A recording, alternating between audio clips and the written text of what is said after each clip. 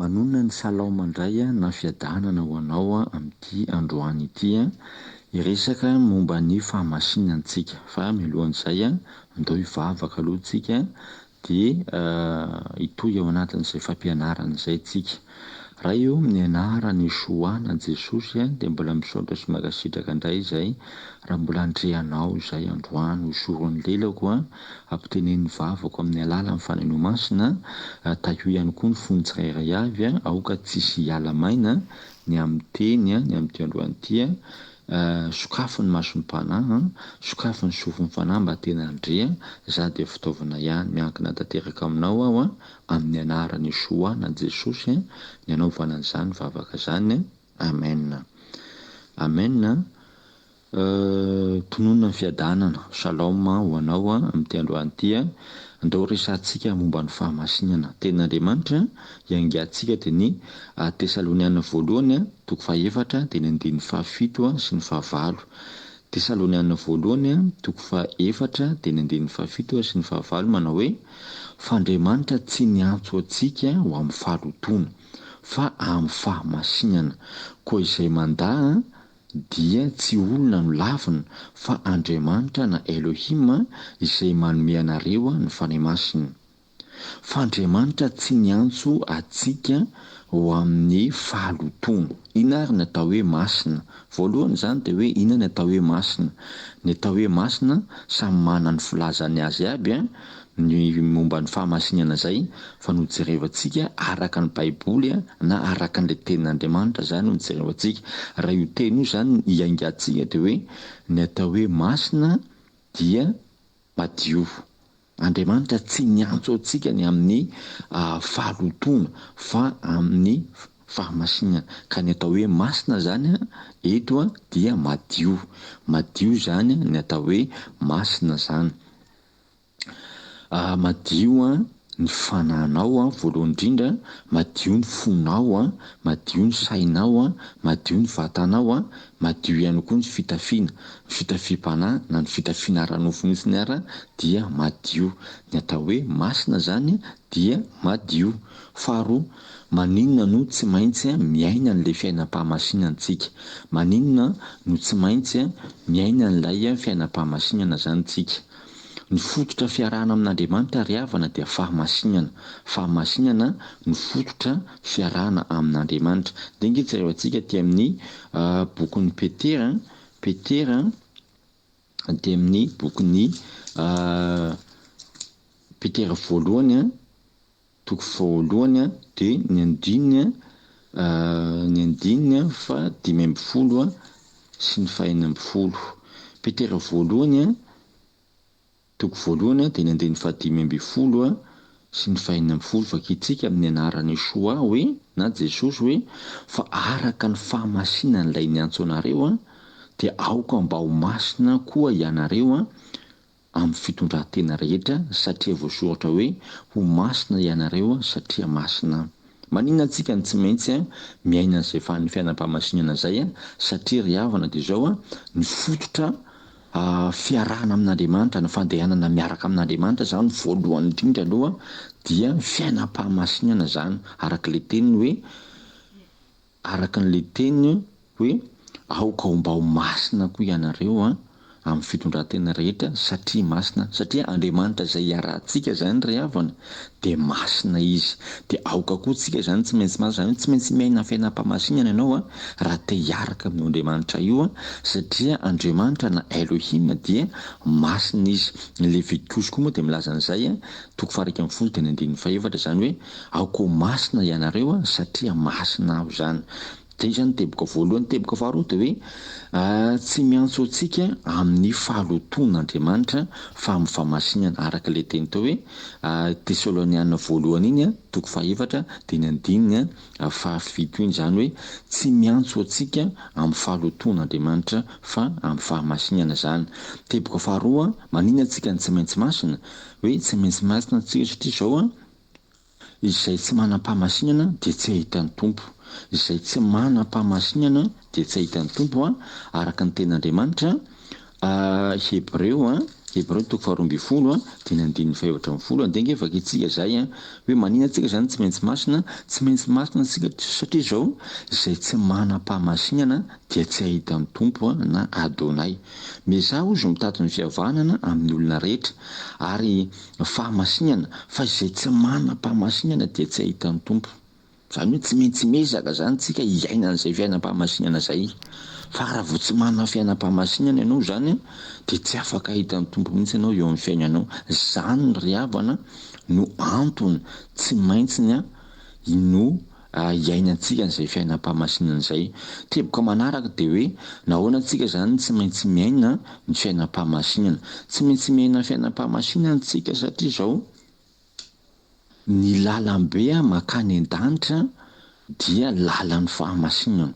Tsy maintsy miaina fiainam-pahamasinana antsika satria ny lalambe makany an-danitra dia lalan'ny fahamasinana zany araka ny Isaia toko fahadimy amby telopolo. Isaia toko fahadimy amby telopolo de ny andininy fahavalo antsika.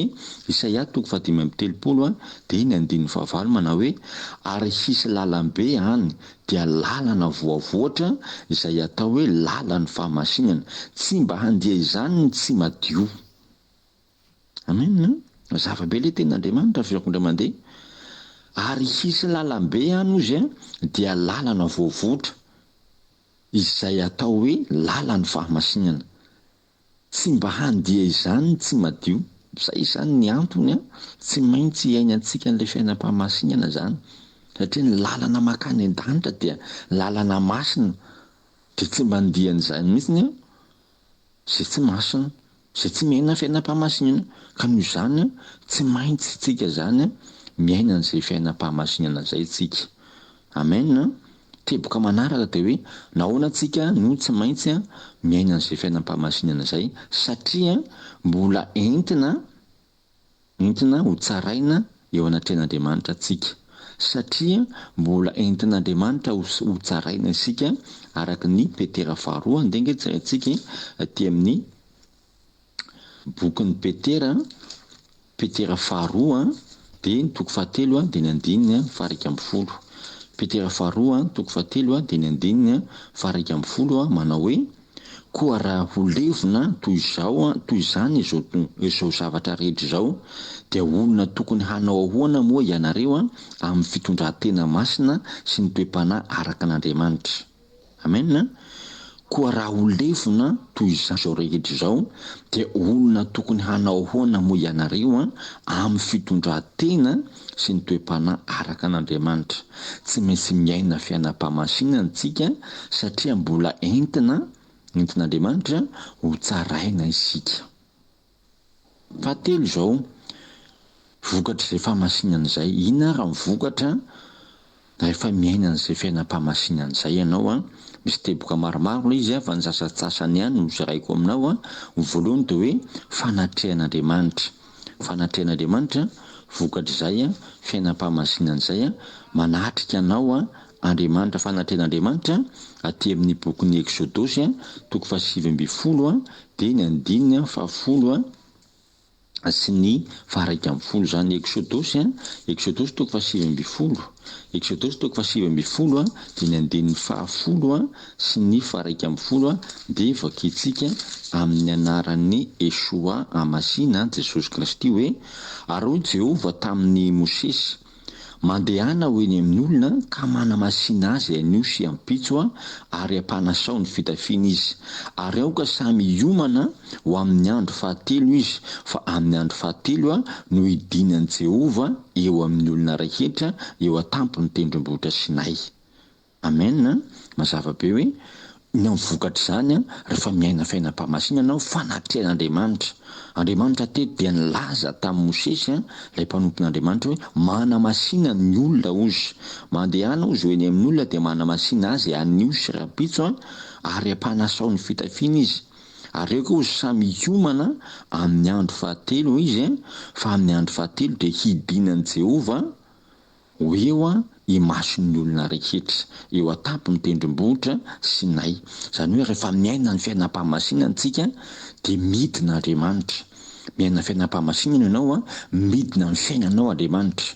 Manatrika anao izy eo mason'ny olona rehetra. Ny olona rehetra zany dikan'izay zay olona rehetra miaina ao anatin'ny fiainam-pamasinana zany dia midina eo amin'ny Andriamanitra, eo amin'ny fiainany Andriamanitra. Ka Andriamanitra rehefa midina eo amin'ny fiainanao dia tsy tanam-polo izy fa misy zavatra hoentiny ho anao. Amen. Misy tombontsoa zany fanatrehan'Andriamanitra naiza alainao miaraka aminao foan'Andriamanitra manatrika anao foana izy. Vokatra faharoa hoe rehefa miaina an'izay fiainam-pamasinana izay tsika dia ny vokatra faharoa dia zao hoe fahagagana. Miaina fiainam-fahagagana anao be dia be tsika mitady fahagagana manaraka manenjika ny rem-panompon'Andriamanitra reny fa misekretoroanao fotsiny zany androany miaina fiainam-pamasinana anao dia mitranga ny fahagagana eo amin'ny fiainanao zany. Josoa toko fahatelo dia ny andininy fahadimy. Josoa toko fahatelo dia ny andininy fahadimy manao hoe ary hoy Josoa tamin'ny olona mana-masina ny tenanareo fa rahampitso dia hanao fahagagana eo aminareo Jehova. Josoa toko fahatelo dia ny andininy fahadimy manao hoe ary hoy Josoa tamin'ny olona mana-masina ny tenanareo fa rahampitso dia hanao fahagagana eo aminareo Andriamanitra. Zany hoe raha tianao hitranga eo amin'ny fiainanao ny fahagagana ry havana dia zao mana-masina ny tenanareo, mana-masina ny tenanao ianao fa rahampitsonao ihany dia hanao fahagagana aminao Andriamanitra. Ilay anankiray voalohany teo ilay fanatrehan'Andriamanitra iny anio sy ampitso anao manadio ny tenanao. Eto indray miaina fiainam-pamasinana anao androany rahampitso toy izao dia hanao fahagagana eo amin'ny fiainanao Andriamanitra. Hitranga ny fahagagana, tsy voatery hanenjika le fampisehoana etseroa misy mpanompon'Andriamanitra tonga tsy ratsy zany, tsara zany manaja an'ireny tsika fa ahoana ny ampitranga ny fahagagana? Fiainam-pamasinana. Mana-masinana ny tenanareo izy fa rahampitso dia hanao fahagagana aminao Andriamanitra. Futur simple, futur proche. Amen. Vokatra fahatelo rehefa miaina fiainam-pamasinana antsika dia fiainana mandrakizay. Fiainana mandrakizay aty amin'ny bokin'ny Romanina toko fahaenina dia ny andininy faharoa amby roapolo zany. Romanina toko fahaenina dia ny andininy faharoa amby roapolo amin'ny anaran'i Jesosy Kristy vakiantsika ny teny. Romanina toko fahaenina dia ny andininy faharoa amby roapolo zao mivakan'ilay teny fa ankehitriny rehefa natao afaka tamin'ny ota ianareo ka efa tonga mpanompon'Andriamanitra na Elohim dia manana ny vokatrareo ho amin'ny famasinana ary farany dia fiainana mandrakizay. Mazava be ilay izy. Fa ankehitriny izy rehefa natao afaka tamin'ny ota ianareo, zany hoe nanadio ny tenanao ianao zany niala tamin'ny fiainana fahalotona ka efa tonga mpanompon'Andriamanitra, zany hoe ilay mpanompon'Andriamanitra zany dia hoe miaina fiainam-pamasinana zany. Vokatra izay dia zao dia manana vokatrareo eo amin'ny fiainana fahamasinana ary farany dia fiainana mandrakizay. Fiainana mandrakizay tonga any an-danitra ianao satria ny lanitra izay vatanantsika anie ry havana dia lanitra masina, lanitra madio fa tsy lanitra maloto, tsy toerana maloto.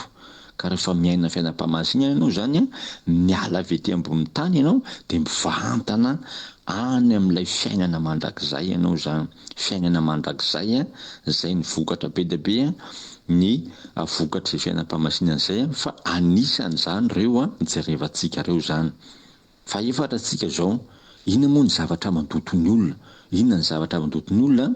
Dia inge jerevantsika ny ten'Andriamanitra aty amin'ny Marika toko fahafito dia ny andininy faharoapolo ka hatramin'ny fahatelo amby roapolo. Marika toko fahafito de ny andininy faharoapolo ka hatramin'ny fahatelo amby roapolo zany zavatra mandoto ny olona hoe inona teny mandoto ny olona.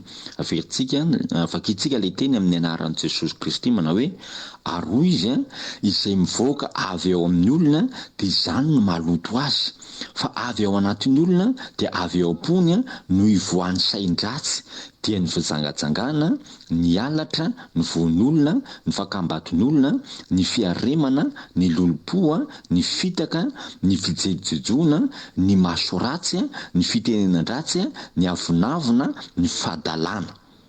Fa izany zavatra-dratsy rehetra izany no mivoaka avy ao anatin'ny olona ka maloto azy.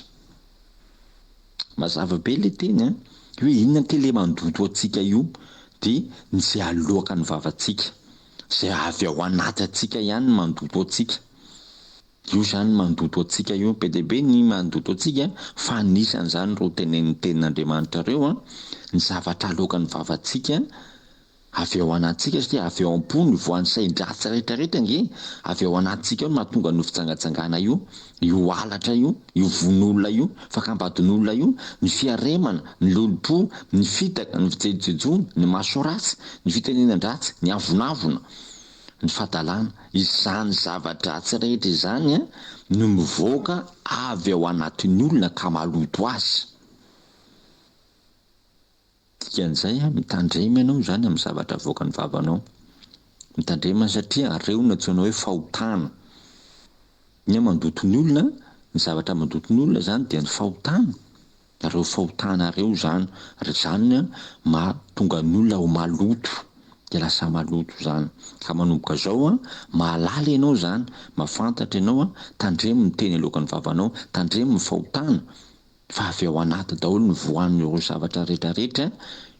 Ireo misy ihany koa moa ny naman-dratsy, misy ihany koa ny toy ny karazana sarimihetsika sy ny boky mamoa fady reto maro.